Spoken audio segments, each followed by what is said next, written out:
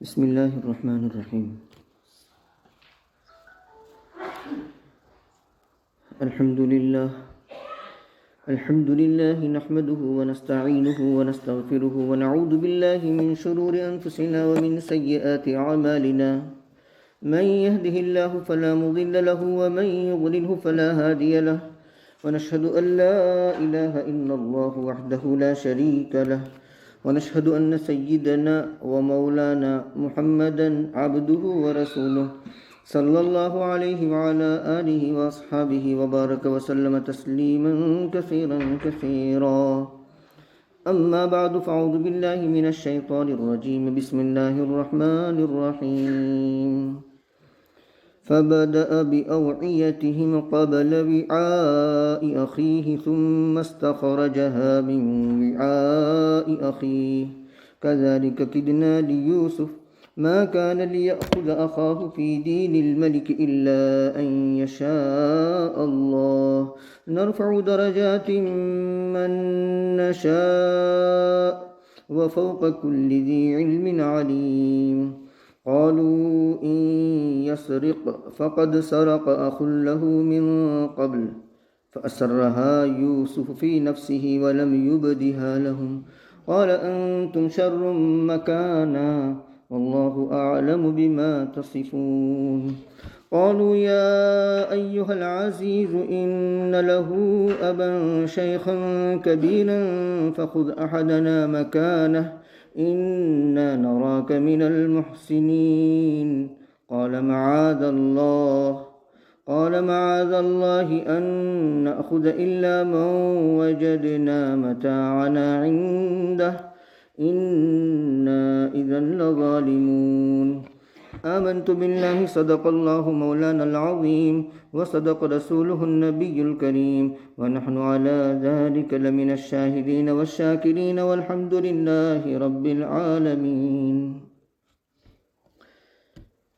قابل احترام بزرگوں، عزیز دوستوں اور میری معزز ماں بہنوں، سورہ یوسف کی آیت نمبر 76 سے لے کر کے 79 تک پڑھی گئی ہے. 76 to 79. پچھلی آیتوں میں ہم نے یہ پڑھا، یہ سمجھا، یہ سنا. برادران یوسف علیہ السلام بنیامین کو لے کر آئے یوسف علیہ السلام کے دربار میں. کمروں میں رہائش کا انتظام یہ کیا گیا تھا کہ شاہی مہمان خانے میں فی کمرہ 2 پرسن، ہر کمرے میں 2 بندے. تو چونکہ وہ 11 تھے، 2 کے درمیان 5 کمرے تقسیم ہو گئے. ایک رہ گئے بنیامین کو یوسف علیہ السلام نے اپنے ساتھ اپنے کمرے میں رکھ لیا. اس کے بعد راز و نیاز کی باتیں ہوئی ہوگی. بنیامین نے شکوہ گلا کیا ہوگا، بھائیوں کی تکلیف اور انہوں نے جو ایذا پہنچائی اس کا تذکرہ کیا ہوگا. خوب باتیں کی ہوگی رات بھر. تو یوسف علیہ السلام نے وہ ساری باتیں سن کر کے فرمایا ہوگا لا تبتئس بما كانوا يعملون، اب غم کرنے کی ضرورت نہیں، جو کچھ وہ کر رہے ہیں اس سے بہت جلد نجات ملنے والی ہے. حضرت یوسف علیہ السلام کی چاہت تھی کہ بنیامین میرے پاس رہے. دوسری طرف عقل یہ کہتی ہے کہ اگر بنیامین کو اپنے پاس رکھتے ہیں تو والد بزرگوار کو دوسرا صدمہ پہنچے گا. لیکن یہ سب کچھ مشیت ایزدی کے مطابق ہو رہا ہے. اللہ تبارک و تعالیٰ کی جانب سے وحی ہو رہی ہے اور اس کے مطابق ہو رہا ہے. اس لیے وہاں والد بزرگوار کو تکلیف پہنچانے کا کوئی سوال ہی پیدا نہیں ہوتا. کیوں؟ اس لیے کہ یہ جو کچھ ہو رہا ہے، حضرت یوسف علیہ السلام بنیامین کو اپنے پاس رکھنے کی جو ترکیب فرما رہے ہیں وہ ترکیب بھی مشیت ایزدی کے مطابق، کیونکہ اللہ تعالیٰ فرماتے ہیں کذالک کدنا لیوسف، اے لنفع یوسف، یوسف کے فائدے کے لیے ہم نے یہ تدبیر کی، یعنی ان کے دل میں یہ الہام کیا کہ آپ ایسا کریں۔ چنانچہ سواء الملک پہلی آیتوں میں سقایا کے لفظ سے تعبیر کیا ہے، اور یہاں آگے کی آیت میں سواء الملک سے تعبیر کیا ہے۔ سقایا عام ہے، مطلق پانی پینے کا برتن، اور سواء الملک یہ خاص ہے، اس کے اندر کوئی خصوصیت ہوگی۔ اس وقت بادشاہ نے یعنی یوسف علیہ السلام نے اپنے لیے اس کو رکھا ہوگا، یا تو پانی پینے کے لیے، یا ہو سکتا ہے کہ غلہ ناپ کر دینے کے لیے اس پیمانے کو، اس سوا کو رکھا ہوگا، جو صورت بھی ہو بہرحال، لیکن بہت قیمتی پیمانہ تھا، بہت قیمتی پوٹ تھا، برتن تھا۔ یوسف علیہ السلام نے بنیامین کے سامان میں ان کی بے خبری کے ساتھ رکھوا دیا، اور ایک قول کے مطابق بعض حضرات یوں فرماتے ہیں کہ یوسف علیہ السلام نے پہلے سے ان سے یہ بات کہی تھی کہ اگر ایسی صورتحال ہو تو آپ تیار رہو گے، یعنی آپ پر چوری کا الزام بھی آئے۔ تو بنیامین نے یوں عرض کیا کہ میں تو ان سے اتنا تنگ آ چکا ہوں، اتنا تنگ آ چکا ہوں کہ میں اپنے اوپر چوری کا الزام لینے کے تیار ہوں، لیکن ان کے ساتھ واپس جانے کے لیے تیار نہیں ہوں۔ تو بہرکیف رات کے راز و نیاز کی باتوں میں یہ ایک بات بھی ہوگی۔ تو سواء الملک رکھ دیا گیا، قافلہ روانہ ہوا، تھوڑی دور پہنچا، اور اس کے بعد اعلان ہوا، کیونکہ فوری طور پر اعلان ہوتا تو شبہ ہو جاتا کہ یہ سازش ہے، یہ تدبیر ہے، قدرتی لگے، نیچرل لگے، طبعی لگے، اس لیے ذرا دور چلے گئے، اس کے بعد اعلان ہوا۔ اور یہ اعلان، اور اس کے بعد اس اعلان کے جواب میں برادران یوسف نے جو کچھ کہا وہ سارا ہم نے پڑھ لیا اور سن لیا، اور برادران یوسف ہی سے وہ کارندے نے جو حضرت یوسف علیہ السلام کا غلہ تقسیم کرنے والا تھا، ان کا جمعدار، ان کا رئیس، ان کا لیڈر، اس نے یہ اعلان کیا تھا کہ میں ذمہ دار ہوں، جس کے سامان میں سے برتن نکلے گا اس کے لیے حمل بعیر کا، یعنی ایک اونٹ کے بوجھ کے برابر اس کو غلہ اور اناج دیا جائے گا، یہ اعلان کیا۔ چنانچہ اب برتنوں کی تلاشی ہو رہی ہے۔ پہلے تو برادران یوسف نے یہ کہا کہ آپ کیسے ہمیں چوری کا الزام دیتے ہیں، ہم تو فساد مچانے کے لیے نہیں آئے ہیں، آپ جانتے ہیں ہم شریف لوگ ہیں۔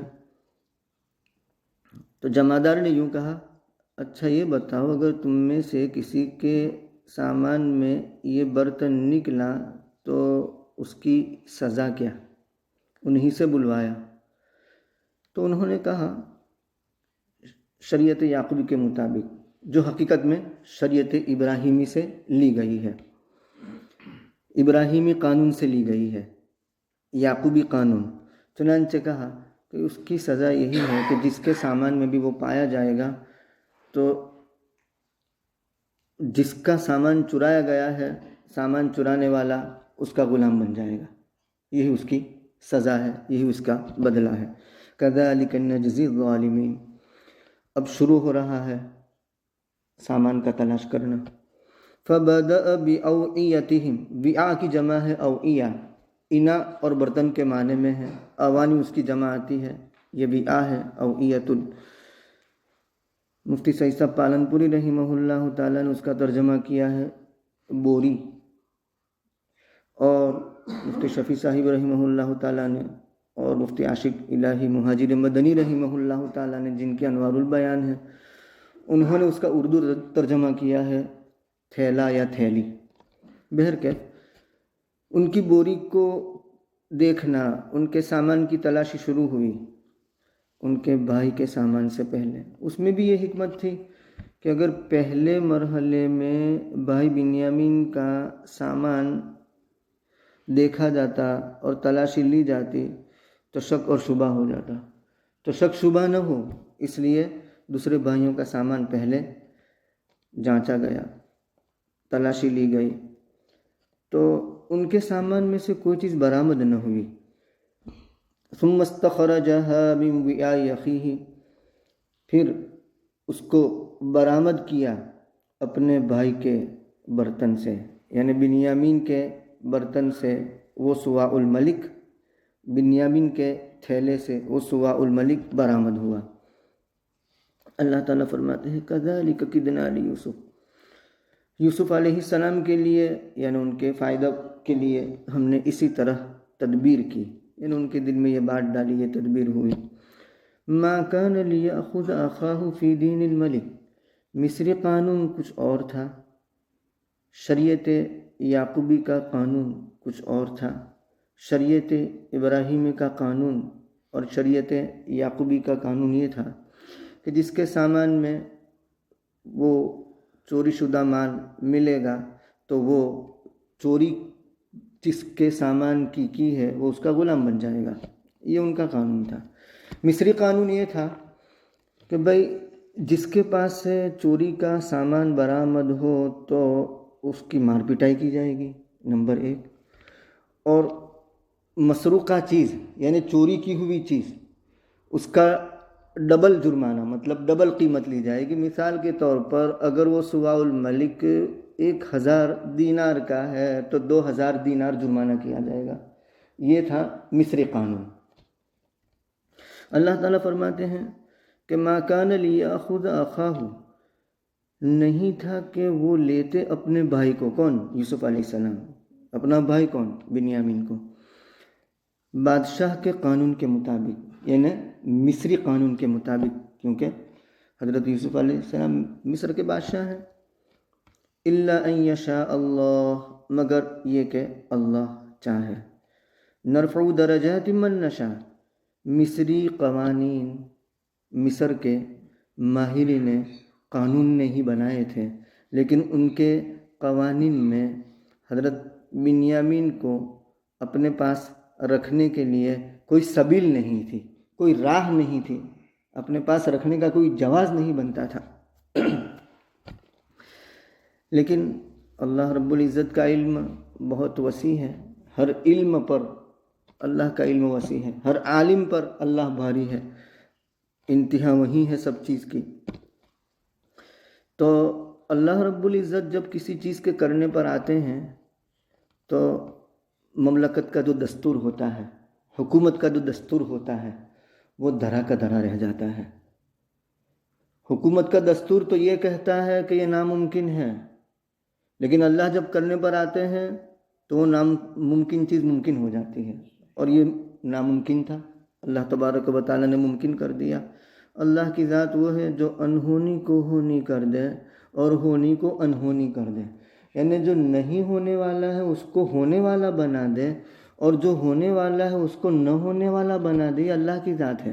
اللہ قادر مطلق ہے، ظاہری اسباب ہماری نظروں میں کچھ بھی ہو لیکن اللہ رب العزت اس کے برخلاف نتیجہ صادر فرماتے ہیں۔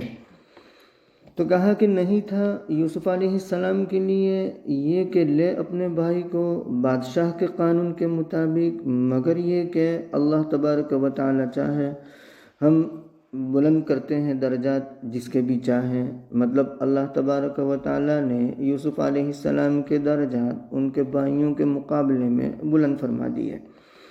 وفوق کل ذی علم علیم، مصری مقنین یعنی قانون بنانے والے اللہ رب العزت کے علم کے آگے ان کی کوئی حیثیت نہیں ہے، ہر علم والے پر ایک علم والا ہے، اور اگر دنیا میں کوئی سب سے بڑا علم والا ہے تو اللہ رب العزت کی ذات اس سے بھی اوپر ہے۔ قالوا ان یسرق فقد سرق اخ له من قبل،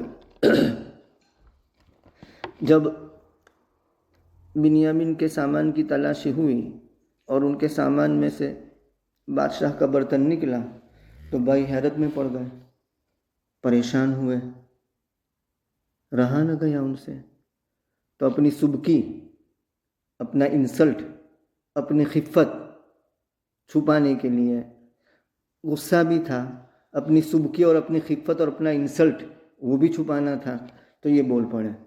انہوں نے کہا ان یسرق، اگر اس نے چوری کی ہے، پہلے یسرق میں ضمیر لوٹتی ہے بنیامین کی طرف، فقد سرق اخ له من قبل، تو ان سے پہلے ان کے بھائی نے بھی چوری کی ہے۔ دیکھیے یہاں یوسف کو بھی لپیٹ میں لے لیا اور یہ اعلان کر دیا کہ یوسف ہمارا بھائی نہیں، بنیامین ہمارا بھائی نہیں، وہ تو ہمارے اللہتی بھائی ہے، حقیقی بھائی نہیں ہے۔ تو یہاں دستبردار ہو گئے، یوسف سے بھی دستبردار ہو گئے اور بنیامین سے بھی ہاتھ جھٹک لیے کہ دونوں ہی ایسے ہیں، وہ بھی ایسا تھا یہ بھی ایسا۔ اب ان کو معلوم نہیں کہ یوسف علیہ السلام ہے، تو ان کے سامنے یہ کہہ رہے ہیں اگر اس نے چوری کی ہے تو اس سے پہلے اس کے بھائی نے بھی چوری کی ہے۔ اب ان کے بھائی یعنی یوسف علیہ السلام کی چوری کا واقعہ یہ ہے، وہ الزام تھا جس میں وہ بری تھے اور بھائی حضرات بھی جانتے تھے، لیکن اس وقت اپنی خفت اور سبکی چھپانے کے لیے اور اپنا غصہ اور فرسٹریشن اتارنے کے لیے کوئی دوسرا راستہ نہیں تھا، اس لیے انہوں نے یہ بات کہی اور وہ الزام حضرت یوسف علیہ السلام پر دھر دیا جس سے وہ بری الذمہ تھے۔ وہ چوری کا واقعہ یہ ہے کہ بنیامین جب پیدا ہوئے تو بنیامین کی ولادت ان کے امی جان کی وفات کا سبب بن گئی، امی جان چل بسی، تو بنیامین اور یوسف دونوں کو حضرت یعقوب علیہ السلام نے اپنی پھوپھی جان یعنی بچوں کی پھوپھی جان اپنی بہن کی پرورش میں ان کو دے دیا۔ یوسف علیہ السلام کی شان ہی کچھ نرالی تھی، جو بھی دیکھتا تھا ان سے محبت کرتا تھا، جو بھی دیکھتا تھا اس کے دل میں محبت ہو جاتی تھی، یہ یوسف کی شان تھی۔ تو پھوپھی جان نے پالا پوسا، تھوڑے سمجھدار ہوئے، بڑے ہوئے، تو یعقوب علیہ السلام نے اپنے پاس ان کو لینا چاہا، تو بہن سے درخواست کی کہ اب میں اپنے بھائی کو لے چلوں، اپنے بیٹے کو لے چلوں۔ چنانچہ پھوپھی جان ناراض ہوئی، پہلے منع کیا، حضرت یعقوب علیہ السلام نے اصرار کیا تو انہوں نے جانے دیا، لیکن ایک ترکیب کی، اور وہ ترکیب کیا کی کہ ان کے کپڑے کے اندر کے حصے میں ایک پٹکا کمر پر باندھ دیا جو بہت قیمتی ہوگا، اور اس کے بعد یعقوب علیہ السلام کے حوالے کر دیا۔ اور یہاں یعقوب علیہ السلام کی بہن یعنی بچوں کی پھوپھی نے شور مچایا کہ میرا پٹکا چوری ہو گیا، میرا پٹکا گم ہو گیا۔ تو وہ تو شریعت یعقوبی تھی، تو پٹکا لگا ہوا تھا، چیک کیا، تلاشی لی تو یوسف علیہ السلام کے یہاں، اب اس قانون کے مطابق پھر سے پھوپھی جان کو کسٹڈی مل گئی، ان کی تحویل میں وہ آ گئے۔ چنانچہ یوسف علیہ السلام پھوپھی جان کی کسٹڈی میں اور تحویل میں رہے ان کی وفات تک۔ کن کی؟ پھوپھی جان کی۔ جب وفات ہو گئی تو اس کے بعد یوسف علیہ السلام آ گئے یعقوب علیہ السلام کے پاس۔ یہ وہ واقعہ ہے جو بھائی بھی جانتے تھے کہ یہ صرف سازش ہے، اس کے پیچھے کوئی حقیقت نہیں ہے، اور یوسف اس سے بری الذمہ ہے۔ فَأَسَرَّهَا يُوسُفُ فِي نَفْسِهِ، یہ ان لوگوں نے جو چوری کی بات کی نا کہ ان کے بھائی نے بھی اس سے پہلے چوری کی ہے، تو اس بات کو یوسف علیہ السلام نے اپنے جی میں چھپایا۔ یہ ضبط اور تحمل تھا یوسف علیہ السلام کا۔ اس وقت وہ آپے سے باہر نہیں ہوئے یا غصہ نہیں کیا انہوں نے اور راز فاش نہیں کیا۔ یوسف علیہ السلام نے اس کو چھپایا اپنے جی میں اور اس کو ظاہر نہیں کیا ان کے سامنے۔ زیر لب یہ کہا قال انتم شر مکانا، زیر لب کا مطلب یہ ہے چپکے سے کہا کہ تم برے ہو مرتبے کے اعتبار سے۔ چلو بالفرض و تقدیر میں نے چوری کی، بنیامین نے چوری کی، تو وہ مالی چیز تھی، مال سے تعلق رکھنے والی چیز تھی، اور تم اس اعتبار سے برے ہو کہ تم نے تو جان پر حملہ کیا، ایک بچے کو غلام بنا دیا، مارنے کی کوشش کی، کنویں میں ڈالا، بیچنے کی کوشش کی، تو آزاد پر تم نے تو حملہ کیا، تو تمہارا مرتبہ یہ برا ہے، تم برے ہو مرتبے کے اعتبار سے۔ کون سی شریعت کہتی ہے کہ ایسے چھوٹے بچے پر ظلم کرنا تم نے وہ کیا؟ کنویں میں ڈالنا تم نے وہ کیا، مارنے کی کوشش کی تم نے وہ کیا، بیچ دیا غلام سمجھ کر کہ حالانکہ میں آزاد تھا۔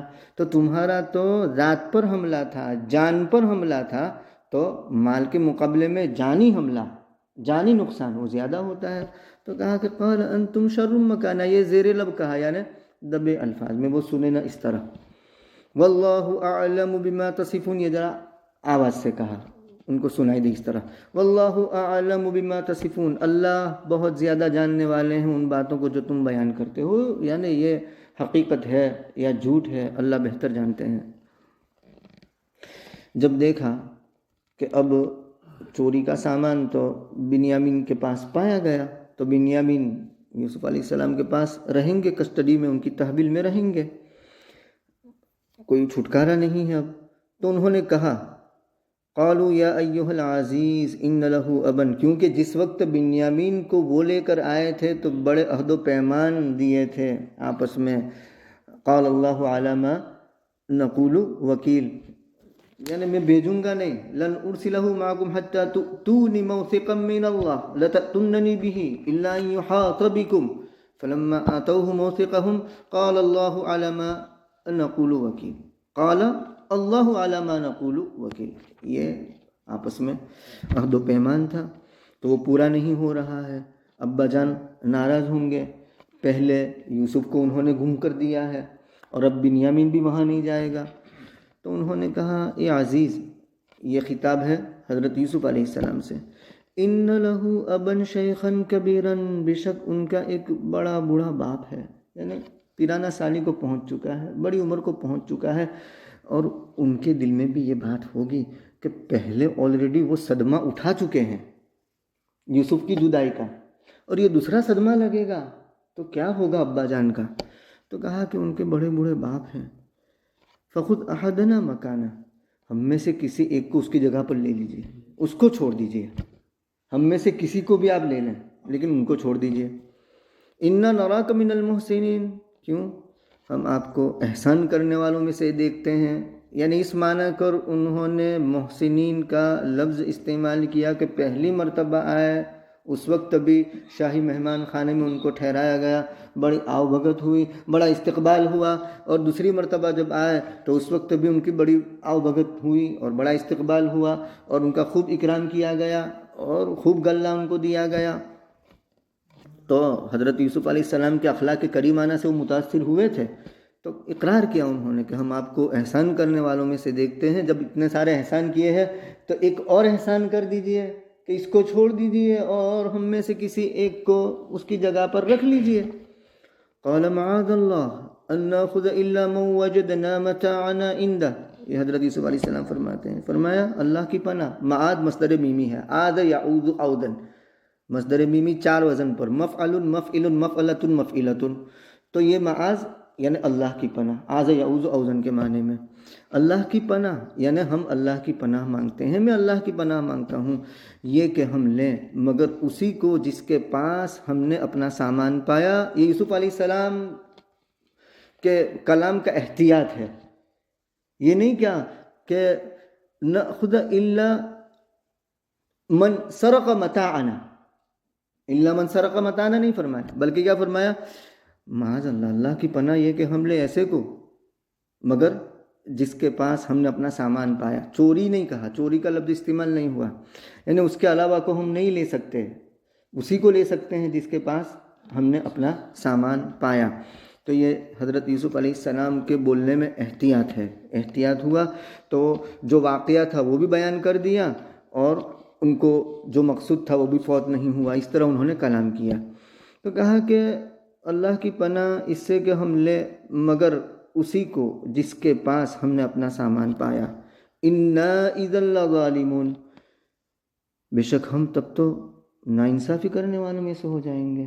مطلب یہ ہے کہ اگر سارق کے علاوہ، چوری کرنے والے کے علاوہ، جس کے سامان میں وہ سواء الملک پایا گیا، اس کے علاوہ کسی اور کو ہم اپنے پاس رکھ لیں تو اس صورت میں تو ہم ظالم ٹھہریں، ہم ناانصافی کرنے والے ٹھہریں، یہ نہیں ہو سکتا۔ انا اذا لظالمون، یار زندہ صحبت باقی. سبحان اللہ و بحمدہ سبحانک اللہم و بحمدک ونشہد ان لا الہ الا انت استغفرک و اتوب الیک. سبحان اللہ.